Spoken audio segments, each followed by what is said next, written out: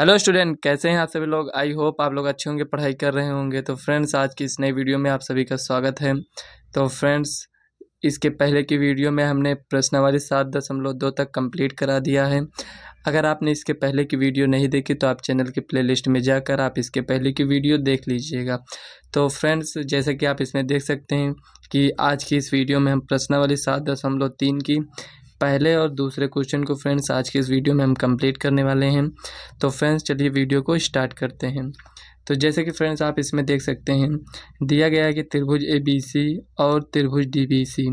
तो जैसे कि इसमें फ्रेंड्स आप देख सकते हैं, इसमें आकृति दिया गया है पहले से ही। तो ABC ये हो गया और DBC ये हो गया। कह रहा है एक ही आधार BC पर बने दो समद्विबाहु त्रिभुज हैं। मतलब एक ही आधार, कहने का मतलब फ्रेंड्स ये हुआ कि ये जो त्रिभुज ABC बना है इसका आधार क्या है, BC है। और जो त्रिभुज DBC बना है इसका भी आधार BC है। मतलब एक ही आधार पर दोनों त्रिभुज बने हुए हैं। और कह रहा है आगे कि ए और D भुजा BC के एक ही ओर स्थित हैं। कहने का मतलब फ्रेंड्स यहाँ आपको ये समझना है कि ये जो A है और ये जो D है भुजा BC के एक ही ओर, मतलब ऊपर की ओर दोनों स्थित हैं। ऐसा नहीं है कि A यहाँ पर स्थित है और D यहाँ पर स्थित है, तो ये दोनों विपरीत ओर हो जाएंगे। इसमें क्या कह रहा है कि एक ही ओर स्थित हैं।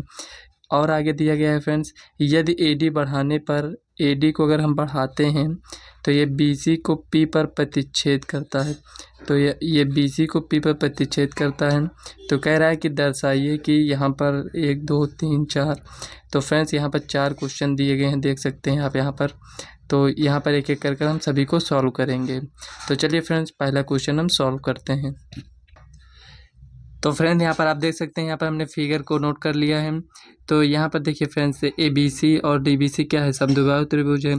तो कहने का मतलब फ्रेंड्स ये हुआ कि जो क्वेश्चन में दिया गया है पहले उसको हम यहाँ पर लिख लेते हैं।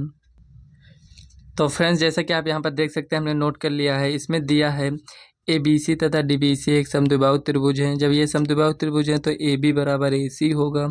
तो उसी को हमने यहाँ पर लिख लिया, AB बराबर AC। और अगर इस वाले त्रिभुज को लेंगे DBC में तो DB बराबर DC हो जाएगा। सॉरी फ्रेंड्स, यहाँ पर DB, हाँ सही है, DB बराबर DC हो गया। अब हमें सिद्ध क्या करना है, तो ये क्वेश्चन में हमें ये सब सिद्ध करना है। तो चलिए फ्रेंड्स, एक एक कर हम इसको सिद्ध करते हैं। तो फ्रेंड्स इसमें पहला क्वेश्चन दिया गया है, त्रिभुज ABD सर्वांगसम होगा त्रिभुज ACD के। तो यहाँ पर देखिए ABD, तो यहाँ पर आप देख सकते हैं कि ABD और ACD, मतलब ये वाला त्रिभुज लेना है और ये वाला त्रिभुज, दोनों त्रिभुज को लेकर हमें सर्वांगसम सिद्ध करना है। तो चलिए फ्रेंड्स, हम इसको सर्वांगसम सिद्ध करते हैं। तो यहाँ पर लिखेंगे हल, त्रिभुज ABD तथा त्रिभुज ACD में। अभी तो यहाँ पर हम सर्वांगसम लिख नहीं सकते क्योंकि हमें इसी को सिद्ध करना है। तो यहाँ पर हम त्रिभुज कौन से लेंगे, जो हमें सर्वांगसम सिद्ध करना है। तो यहाँ पर लिखेंगे त्रिभुज ABD तथा त्रिभुज ACD में। अब यहाँ पर देखिए हम क्या क्या दिखा सकते हैं बराबर।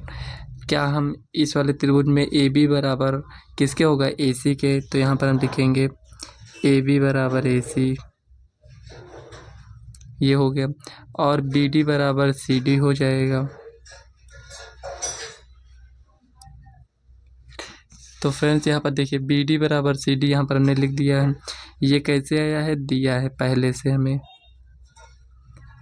यहाँ आपको लिख देना है ऐसे, इसी तरह दिया है। अब देखिए फ्रेंड्स, दो तो हमने दिखा दिया, एक और हम क्या दिखा सकते हैं। तो यहाँ पर देखिए, और हम क्या इस एंगल को क्या हम बराबर दिखा सकते हैं, नहीं दिखा सकते हैं, क्योंकि यहाँ पर हम कारण नहीं दे सकते हैं कि ये क्यों बराबर होगा। तो हमें इसको नहीं दिखाना है, ध्यान दीजिएगा। हमें उसी को दिखाना होता है जिसका हम कारण दे सके। जैसे इसमें दिया है, पहले से दिया था, क्या हम AD दिखा सकते हैं, क्योंकि AD इसमें भी है इसमें भी है।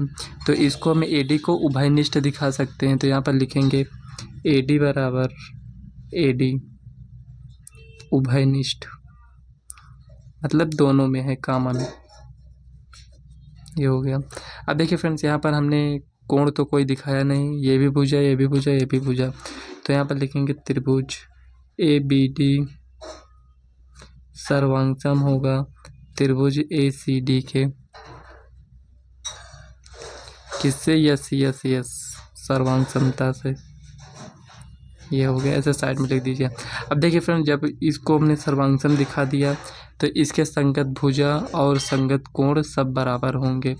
कहने का मतलब फ्रेंड्स, भुजा तो यहाँ पर हमने दिखा ही दिया है, तो इसके कोण बराबर होंगे। जैसे ये कोण इस कोण के बराबर होगा।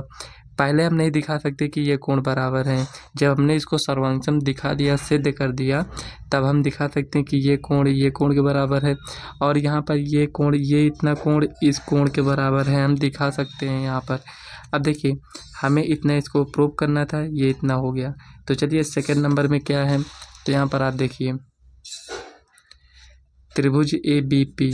तो यहाँ पर देखिए ए बी पी ये है, मतलब ये इतना त्रिभुज, और ए सी पी ये वाला त्रिभुज, ये पूरा त्रिभुज और ये पूरा त्रिभुज, दोनों त्रिभुज को हमें सर्वांग दिखाना है। तो फ्रेंड बहुत ही आसान है। तो यहाँ पर लिखेंगे सेकंड त्रिभुज ए बी पी तथा त्रिभुज ए सी पी में, ये हो गया। अब देखिए फ्रेंड्स, यहाँ पर हम क्या दिखा सकते हैं, ए बी बराबर ए सी दिखा सकते हैं इसमें भी। तो यहाँ पर लिखेंगे ए बी बराबर ए सी, ये हो गया। और इसमें हम क्या दिखा सकते हैं फ्रेंड्स, तो यहाँ पर देखिए फिगर से देखेंगे तो ज़्यादा समझ में आएगा। ए बी बराबर ए सी है, यहाँ पर हमने दिखा दिया।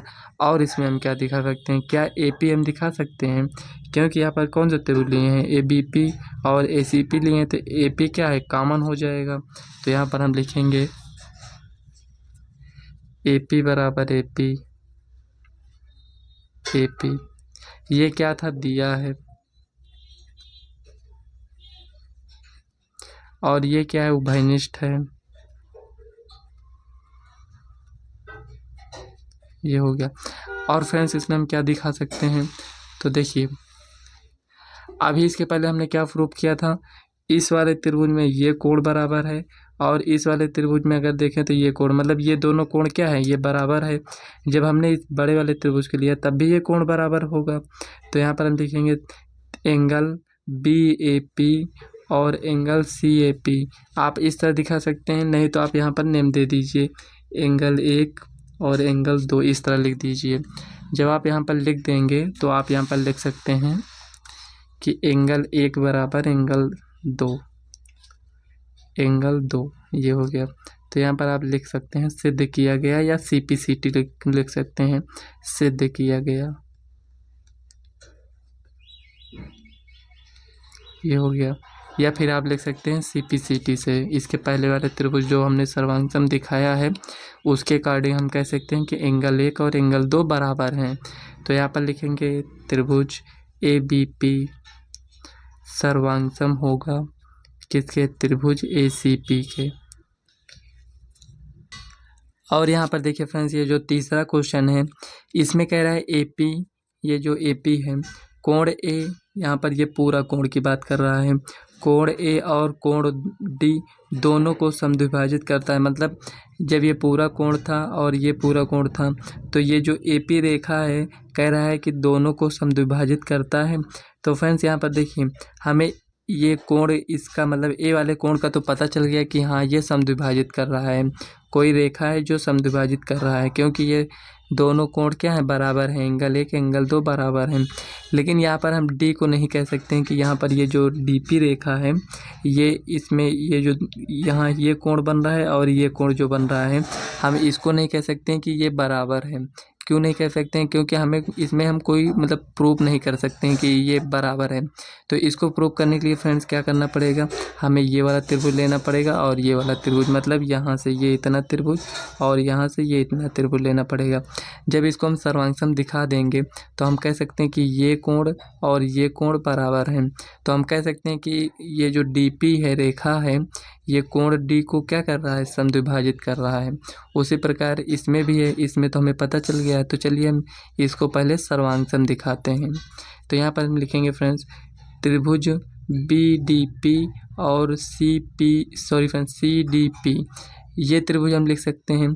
या फिर आप लिख सकते हैं फ्रेंड्स डी पी बी और डी पी सी, आप इस टाइप से भी लिख सकते हैं। तो फ्रेंड्स यहाँ आपको डाउट तो फ्रेंड्स यहाँ पर आपको ये देखना रहता है कि यहाँ आप कौन सा त्रिभुज ले रहे हैं। मतलब देखिए DPC इस टाइप से भी त्रिभुज ले सकते हैं, या फिर आप यहाँ से देखिए BPD और CPD इस टाइप से भी ले सकते हैं। तो फ्रेंड्स हम आपको इसलिए ऐसा बता रहे हैं क्योंकि बहुत सारे स्टूडेंट का ये डाउट रहता है कि क्या हम इस टाइप से त्रिभुज का नेम रख सकते हैं। तो फ्रेंड्स देखिए, जैसे आप यहाँ से ले रहे हैं तो यहाँ पर देखिए BDP इस टाइप से ले रहे हैं, तो उसी टाइप यहाँ पर से CD इस टाइप से आप त्रिभुज का नेम लेना है। तो ये आपको समझ में आ चुका। तो चलिए फ्रेंड्स, ये दोनों त्रिभुज को हम लेकर इसको हम सॉल्व करते हैं। तो फ्रेंड्स यहाँ पर हम लिखेंगे त्रिभुज BDP तथा त्रिभुज CDP में, ये हो गया। अब देखिए फ्रेंड्स, इसमें हम क्या क्या बराबर दिखा सकते हैं। देखिए फ्रेंड्स, ये BD बराबर CD हो जाएगा और BP बराबर CP हो जाएगा। क्यों होगा फ्रेंड्स? क्योंकि अभी आपने देखा कि ये वाला त्रिभुज लिए थे, ये वाला और ये वाला त्रिभुज लिए थे। तो जब दोनों को हमने सर्वांग दिखा दिया तो हम कह सकते हैं BP बराबर CP। तो एक ये बराबर हो गया इसके और एक बराबर हो गया ये इसके, और ये आपका क्या है, ये उभयनिष्ठ हो जाएगा। तो चलिए हम इसी को लिख लेते हैं। तो यहाँ पर लिखेंगे BD बराबर CD, BD बराबर CD दिया है, और BP बराबर CP, तो यहाँ लिख दीजिए CPCT से। और फ्रेंड्स यहाँ पर कॉमन था, DP आपका कॉमन है, तो यहाँ पर लिखेंगे DP बराबर DP, ये उभयनिष्ठ, ये हो गया। अब देखिए फ्रेंड्स, यहाँ पर हम कह सकते हैं कि त्रिभुज BDP सर्वांग होगा त्रिभुज CDP के, CDP, ये हो गया। तो फ्रेंड्स यहाँ पर हमने क्या दिखाया, तीनों भुजा दिखाया। तो यहाँ पर किससे हुआ है, यस से, यस सर्वांग समता से। तो फ्रेंड्स हम कह सकते हैं यहाँ पर, देखिए फ्रेंड्स यहाँ पर ये 1 2 इसको हम 3 4 मान लेते हैं, ये 3 ये 4। तो फ्रेंड्स आप सोच रहे होंगे कि हम इसको नंबर क्यों यहाँ पर लिख रहे हैं। तो फ्रेंड्स देखिए, अगर आप नंबर नहीं लिखना चाहते हैं, जैसे ये 1 2 3 4 यहाँ पर लिखे हैं, तो यहाँ पर आपको क्या करना है फ्रेंड्स, यहाँ पर देखिए 1 को लिखने के लिए आपको BAP लिखना पड़ेगा, 2 को लिखने के लिए CAP लिखना पड़ेगा। तो फ्रेंड्स उसी को शॉर्ट फॉर्म में लिखने के लिए 1 2 और 3 4 यहाँ पर नेम दे दिए हैं। तो फ्रेंड्स देखिए, अगर हमें यहाँ पर CDP दिखाना है तो हम एंगल 3 लिख देंगे, और BDP दिखाना है तो हम एंगल 4 लिख देंगे। तो फ्रेंड्स इसीलिए हम इसको यहाँ पर लिख दिए हैं। तो यहाँ पर हम कह सकते हैं एंगल 4 बराबर एंगल 3। तो एंगल 4 बराबर एंगल 3 हम कह सकते हैं किससे, CPCT से, ये हो गया। तो फ्रेंड्स देखिए, क्वेश्चन में हमसे ये थोड़ी पूछ रहा था कि हमें इसको सिद्ध कर ये बताइए कि ये सर्वांग सम है। हमसे कह रहा था कि जो कोण A है और जो कोण D है, उसको AP रेखा जो है क्या वो समद्विभाजित करता है। तो यहाँ पर चलिए चेक करते हैं।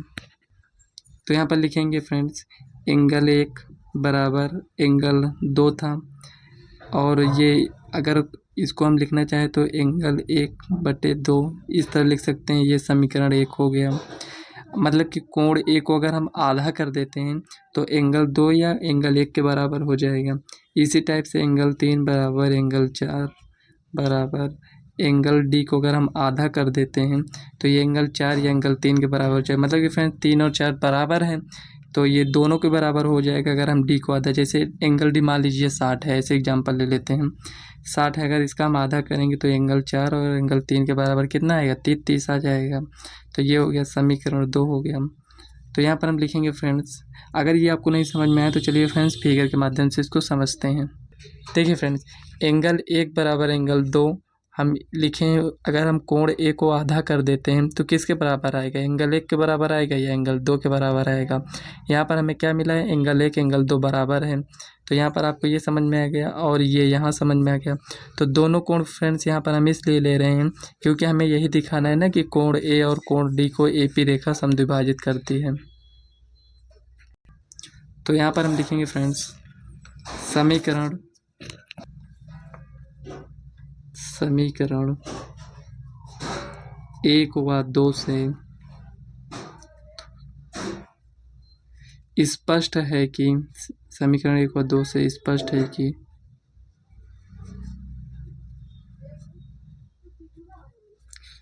एपी रेखा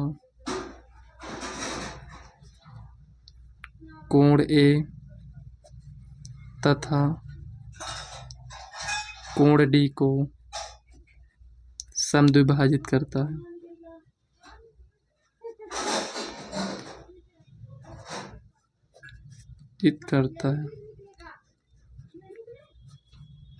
ये हो गया फ्रेंड्स।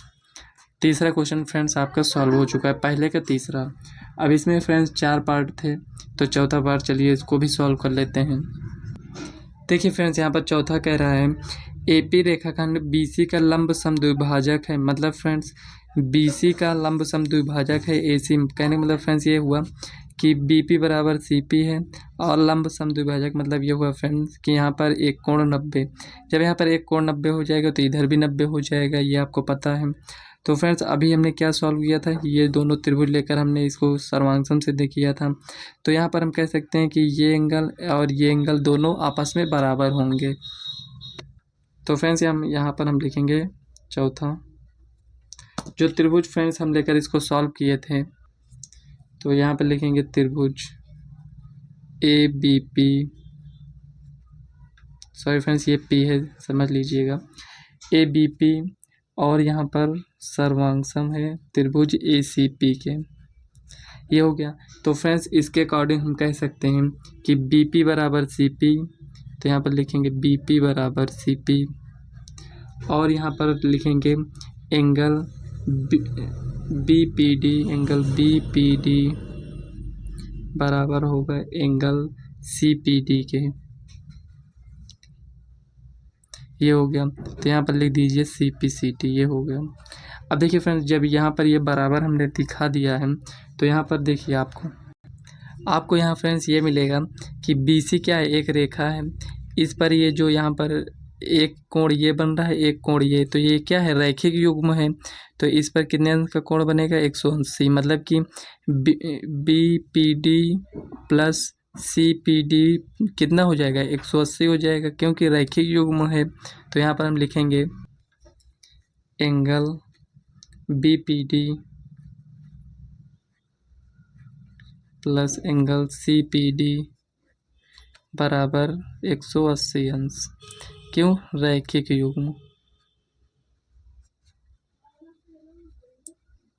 अब फ्रेंड्स आपको पता है कि ये दोनों बराबर हैं, तो चाहे आप इसको हटा दीजिए चाहे इसको, मतलब चाहे इसके जगह पर इसको लिख दीजिए चाहे इसके जगह पर इसको आप लिख सकते हैं। तो चलिए इसी को हम हटा देंगे, angle B P D plus इसके जगह पर हम क्या लिख सकते हैं, इसको लिख सकते हैं। तो एंगल बी पी डी बराबर 180। अब दोनों को जोड़ेंगे तो 2 एंगल बी पी डी बराबर 180। इसको डिवाइड करेंगे तो यहाँ पर 90 आएगा। तो एंगल बी पी डी बराबर 90। तो यहाँ पर हम लिखेंगे अतः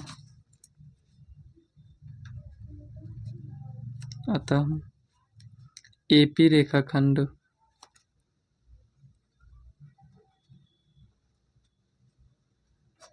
बीसी का लंब समद्विभाजक है।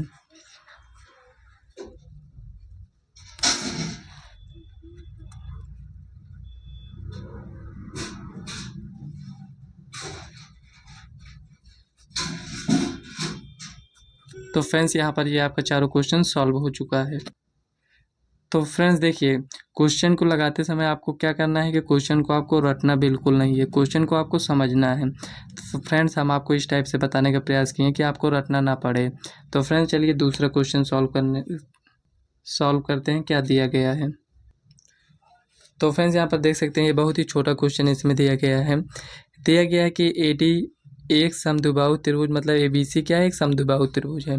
तो कह रहा है AD एक समद्विबाहु त्रिभुज ABC का एक शीर्षलंब है जिसमें AB बराबर AC है। दर्शाइए कि AD रेखाखंड BC को समद्विभाजित करता है, AD कोण A को समद्विभाजित करता है। तो फ्रेंड्स देखिए, क्वेश्चन पढ़कर अभी हमें कुछ नहीं समझ में आया होगा, तो हम क्या करते हैं, पहले फ्रेंड्स हम यहाँ पर क्या करेंगे कि समद्विबाहु त्रिभुज क्या है ABC, जिसमें AB बराबर AC है। तो चलिए फ्रेंड्स, हम त्रिभुज ABC बनाते हैं, उसमें AB बराबर AC दिखाते हैं। उसके बाद फ्रेंड्स यहाँ पर दिया गया है AD क्या है, शीर्ष लंब है। तो चलिए फ्रेंड्स AD को हम ड्रा करते हैं। तो देखिए फ्रेंड्स, यहाँ पर हम सबसे पहले क्या करते हैं कि हम फिगर को पहले ड्रा करते हैं। हमें क्या करना है फ्रेंड्स, पहले थोड़ा थोड़ा पढ़ना है, उसके बाद उसको समझना होता है कि इसमें क्वेश्चन में क्या आ रहा है। अगर हम पूरा एक साथ पढ़ेंगे, उसके ये नहीं कि मतलब हमें आधा क्वेश्चन पढ़ लेना है उसके बाद हमें फिगर ड्रा करना है, हमें ऐसा बिल्कुल नहीं करना है। हमें थोड़ा थोड़ा पढ़कर उसे समझना है, उसके बाद पूरा पढ़ना है फ्रेंड्स, उसके बाद हमें उसको समझना है, उसके बाद हम फिगर को ड्रा करते हैं।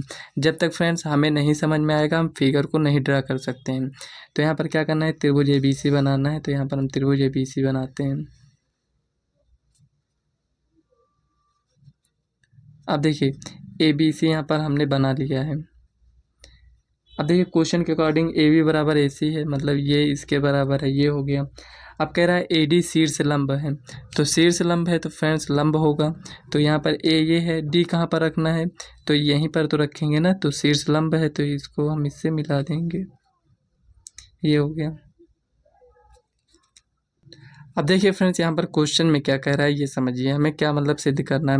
कह रहा है AD रेखाखंड BC को समद्विभाजित करता है, मतलब कि फ्रेंड्स ये हुआ। यहाँ पर देखिए AD रेखाखंड BC को समद्विभाजित करता है, कहने का मतलब फ्रेंड्स ये हुआ कि क्वेश्चन में कह रहा है कि क्या BD बराबर CD है। तो BD बराबर CD दिखाने के लिए फ्रेंड्स हम क्या करेंगे, यहाँ पर हमें इस वाले त्रिभुज और इस वाले त्रिभुज को सर्वांग दिखाना पड़ेगा। तो चलिए फ्रेंड्स, जो दिया गया पहले उसको हम यहाँ पर लिख लेते हैं। तो फ्रेंड्स यहाँ पर देख सकते हैं, यहाँ पर जो दिया गया है हमने यहाँ पर नोट कर लिया है।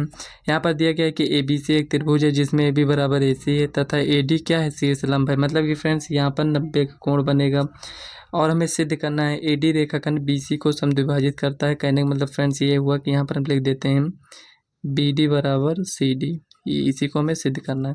और कह रहा है AD कोण A को समद्विभाजित करता है, मतलब AD कोण A को समद्विभाजित करता है, मतलब कि ये भाग बराबर हमें दिखाना है। तो फ्रेंड्स देखिए इस टाइप के क्वेश्चन एग्जाम के पॉइंट ऑफ व्यू से बहुत मोस्ट इंपॉर्टेंट क्वेश्चन होते हैं फ्रेंड्स। इसी टाइप के क्वेश्चन पूछे जाते हैं एग्जाम में। तो देखिए फ्रेंड्स, अगर इसमें क्या है फ्रेंड्स कि हमें अलग अलग नहीं सिद्ध करना पड़ेगा। ये पहला क्वेश्चन है, ये जो दिया गया, अगर इन दोनों को अगर हम सर्वांग दिखा देते हैं तो ये दोनों क्वेश्चन हमारा उसी से सॉल्व हो जाएगा। अगर आप इसको सर्वांग नहीं दिखा पाते हैं तो आप इसको नहीं सॉल्व कर पाएंगे। तो फ्रेंड्स आप इतना क्वेश्चन सॉल्व वैसे भी कर चुके हैं तो इसको आप सर्वांग तो दिखा ही सकते हैं। तो देखिए फ्रेंड्स, यहाँ पर हमें सर्वांग दिखाने के लिए क्या करना पड़ेगा, हमें दो त्रिभुज लेना है। एक त्रिभुज हम लेते हैं यहाँ पर ADB और ADC, ये वाला त्रिभुज ले लेते हैं। तो यहाँ पर लिखेंगे हल। तो लिखेंगे त्रिभुज ADB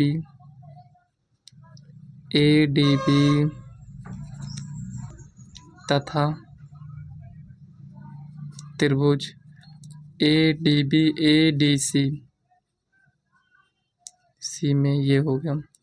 अब देखिए फ्रेंड्स, यहाँ पर हम क्या क्या बराबर दिखा सकते हैं। AB बराबर AC जो कि पहले से दिया गया है, AC दिया है। देखिए फ्रेंड्स, यहाँ पर जो हम दिखाते हैं उसका कुछ ना कुछ रीज़न होता है, मतलब या फिर दिया रहता है या फिर हमें उसमें कारण देना पड़ता है। जैसे यहाँ पर हमने लिख दिया है। ऐसा नहीं है कि मतलब हम कुछ भी इसमें लिख दें उसके बाद कहें दिया है, जो दिया रहेगा उसी को तो लिखेंगे ना।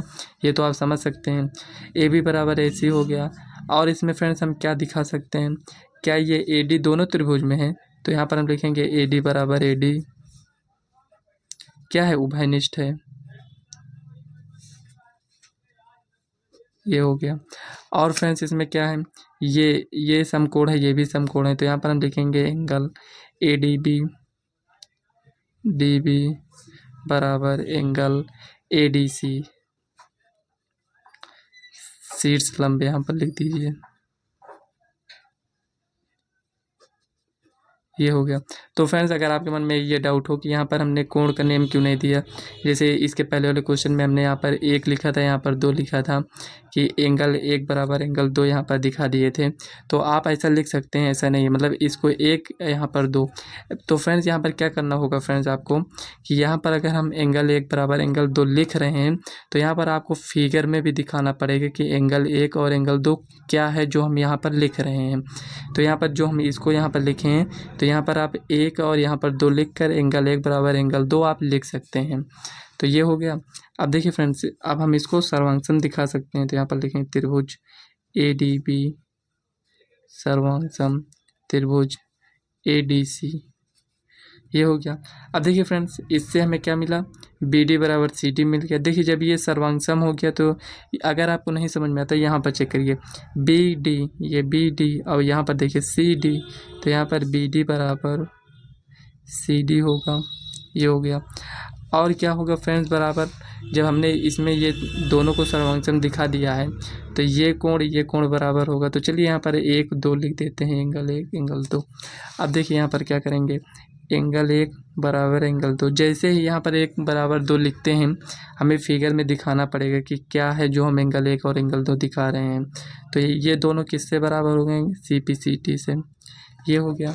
अब देखिए फ्रेंड्स, तो फर्स्ट को अगर हमें देखें तो यहाँ पर हम लिखेंगे ये CPCT, इसको आप समीकरण 1 मान लीजिए, ये वाले को समीकरण 1 और इसको समीकरण 2 मान लीजिए।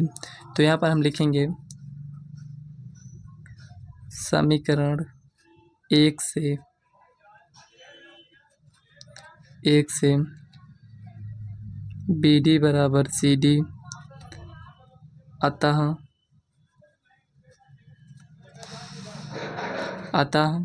AD रेखाखंड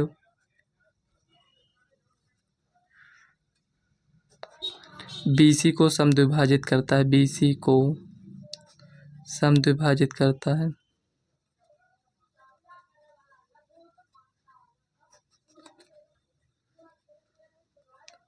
ये हो गया फ्रेंड्स, ये पहले का आंसर है। दूसरा का देख लेते हैं, AD कोण A को समद्विभाजित करता है, तो यहाँ पर लिखेंगे सेकंड का है समीकरण 2 से एंगल 1 बराबर एंगल 2। तो यहाँ पर हम लिख सकते हैं एंगल A बराबर 1/2, क्योंकि जब दोनों कोण बराबर हैं, कहने मतलब ये हुआ फ्रेंड्स कि अगर हम एंगल A को आधा कर देते हैं तो ये किसके बराबर हो जाएगा, एंगल 2 या एंगल 1 के बराबर हो जाएगा। तो यहाँ पर हम लिखेंगे अतः AD कोण A को समद्विभाजित करता है।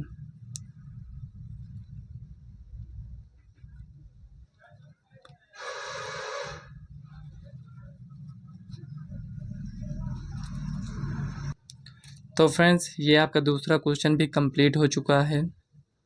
तो इसमें क्वेश्चन से रिलेटेड आपको कोई भी डाउट हो आप कमेंट कर फ्रेंड्स पूछ सकते हैं।